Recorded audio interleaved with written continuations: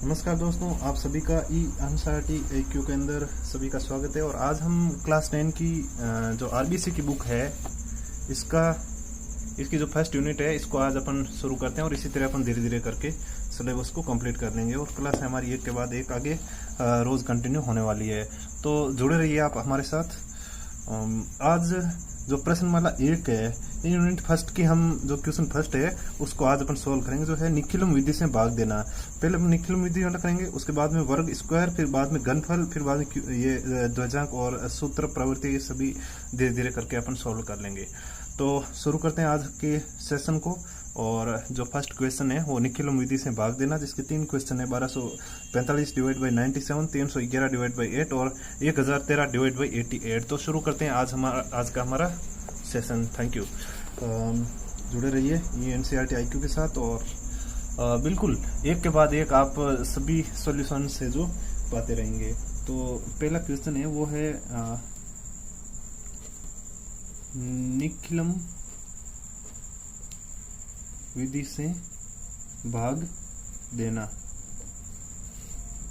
यही हम आज जो सॉल्व करने वाले हैं वो यही है हमारा टॉपिक की निखिलम विधि से भाग देना। दोस्तों, जो फर्स्ट क्वेश्चन है वो कुछ इस तरह से है। दिख रहा है आप सभी को सही? फर्स्ट क्वेश्चन है वो है 1245 डिवाइड बाई 97। 1245 divide by 97। जो हमारा भाजक है यानी डिविजर है वो ये है 97, और जो डिविडेंड है भाज्य वो है 1245। तो अपन शुरू करते हैं। इसके लिए सबसे मेन चीज होती है बेस यानी आधार। जो वैदिक मैथमेटिक्स है इसके अंदर हर जगह आपको बेस का काम पड़ेगा, और बेस आपने 9th में पढ़ लिया होगा। 10, 100 और 1000 की फॉर्म में ही लिया जाता है बेस को। और आइए अब शुरू करते हैं हमारी क्लास को। इसके लिए अपन को 3 कॉलम बनाने होंगे, यानी 3 ग्रुप। इसके लिए 3 ग्रुप बना ली, और ये देख लेना है कि जो भाजक है वो बेस में किस बेस के समथिंग है। जो भाजक है वो बेस से ज़्यादा नहीं होना चाहिए, ये आप ध्यान रखना। हमेशा बेस है जो भाजक से थोड़ा बहुत ज़्यादा ही होना चाहिए। तो जो भाजक होगा वो अपने यहाँ पर लिख दिया, डिविजर अपने यहाँ पर लिख दिया। अब ये बेस से कितना कम है कि सर 3 कम है, तो अपने 3 यहाँ पे लिख दिया। अब 3 यहाँ पे लिख दिया, चूंकि इसमें 2 डिजिट है पीछे 100 में। जो इसका बेस है ये 100 है, और 100 में 2 डिजिट है। 2 डिजिट है तो 0 और 3 को अपन 2 डिजिट बना देंगे। इसके बाद में दोस्तों अपन आगे सोल्व करेंगे।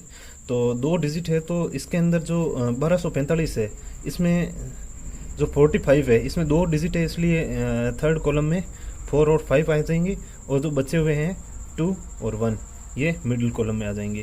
इसके बाद दोस्तों अपन सॉल्व करना शुरू करते हैं, इसको कंप्लीट कर लेते हैं। तो सबसे पहले अपन 1 को नीचे डाउन करेंगे। 1 मल्टीप्लाई बाई 0, जो इसकी जो सीध में लिखना है। इसके बाद में अगला स्टेप यहाँ आ जाएगा, उसके बाद में अगला इसी तरह बढ़ता रहेगा। उसके बाद में जिसको अपन नीचे उतारते हैं उस कॉलम में कुछ नहीं लिखना है। 1 मल्टीप्लाई बाई 0, 1 मल्टीप्लाई बाई 3। अब अपन आगे इस 2 को उतार लेते हैं। 2 plus 0 2 multiply by 0 0, 2 multiply by 3 6। अब इसको अपन ऐड कर लेते हैं। 6 और 5 11, पावर गई 1, 4 3 7 और 1 8। ये अपन का हो गया शेषफल यानी क्वोशेंट। रिमाइंडर हो गया अपना। इंग्लिश वाले बच्चे इंग्लिश में लिख देंगे। ये अपन का हो गया भागफल यानी क्वोशेंट। अब अपन क्वेश्चन नंबर 2 करेंगे। सेकंड नंबर क्वेश्चन है वो है 311। ये शेषफल 97 से ज़्यादा नहीं है, ये देख लेना आप। शेषफल हमेशा भाजक से कम होता है, और ये कम है। अगले वाले क्वेश्चन में ज़्यादा होगा, उसमें एक स्टेप बढ़ेगा, वो अभी मैं आपको बताता हूँ।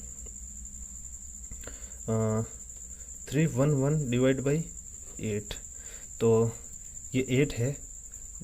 एक सिंगल संख्या है तो ये बेस होगा इसका, यानी आधार होगा इसका 10, वही 3 कॉलम बना लेते हैं। 8 को यहाँ पे लिख लेंगे, 1 है इसलिए इस बार अपन 1 रखेंगे, बेस का 10 है इसलिए 1 डिजिट है, इसलिए इसका 1 डिजिट ये पीछे आ जाएगा, और जो 1 और 3 है वो यहाँ आ जाएंगे। इसके बाद में इसको कंप्लीट कर लेंगे। और 10 से कितना कम है, तो ये सर 10 से 2 कम है, 2 को अपने यहाँ लिख लेंगे।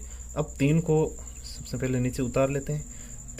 3 मल्टीप्लाई बाई 2 6, जो यहाँ पे आ जाएगा। अब आगे नहीं लिखना है क्योंकि ये भाग इतना ही गया है, उसमें थोड़ा सा ज़्यादा गया तो आगे लिख दिया। अब इसको अपन ऐड करके उतार लेंगे। 6 प्लस 1 7 हो गए, 7 दूनी 14, जो अपन इस 1 के जस्ट नीचे यहाँ पे लिख देंगे। अब इसको ऐड कर लेंगे, 14 और 1 15। दोस्तों आपने नोट किया होगा ये 15 है शेषफल, जो भाजक से ज़्यादा है, ज़्यादा नहीं होने चाहिए, इसलिए अपन इसका एक स्टेप और बढ़ा लेते हैं।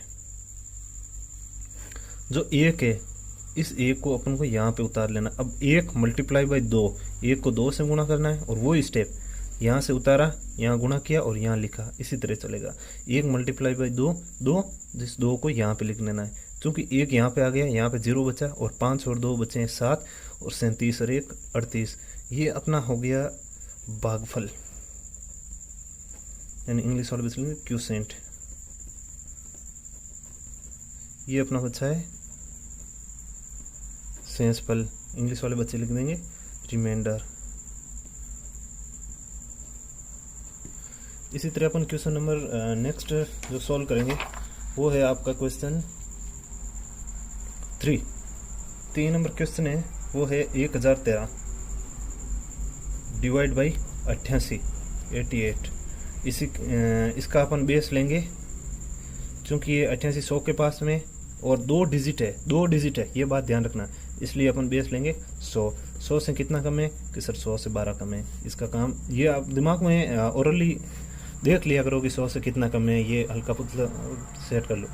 तो जो 88 है, इन जो भाजक है, इसको अपन फर्स्ट कॉलम में लिखेंगे। अब ये 2 डिजिट है, इसलिए इसके 2 डिजिट पीछे वाले ये थर्ड कॉलम में आएंगे, 1 और 3, पीछे बचे 0 और 1 यहाँ आ जाएंगे। अब ये 100 से कितना कम है सर, 100 से ये 12 कम है, तो 12 को अपन यहाँ लिख लेंगे। इसके बाद में इसको अपन जो कॉलम है उसको पे कर लेंगे। ये हमारा एक बेसिक स्ट्रक्चर है, आपको समझ में आ गया होगा अब तक। तो अब शुरू करते हैं। अपन 1 को उतारेंगे, सबसे पहले 1 इस तरह उतारेंगे, इस तरह मल्टीप्लाई करेंगे, इस तरह चलेंगे, इस तरह उतारेंगे, इस तरह।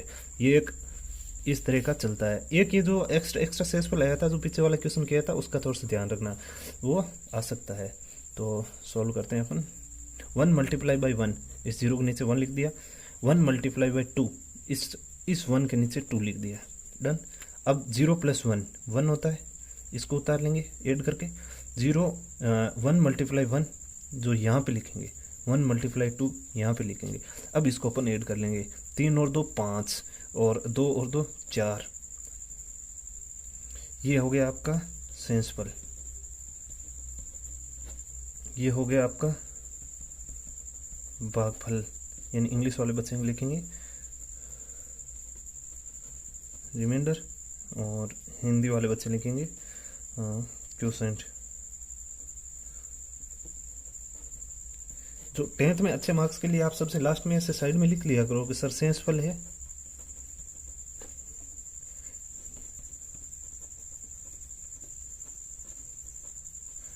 इज इक्वल टू 45, और भागफल यानी क्वोशिएंट इज इक्वल टू 11। ये आपका इस तरह का यदि आप लिखेंगे तो आपको अच्छे मार्क्स मिलेंगे। धन्यवाद ENCERT IQ के साथ जुड़ने के लिए।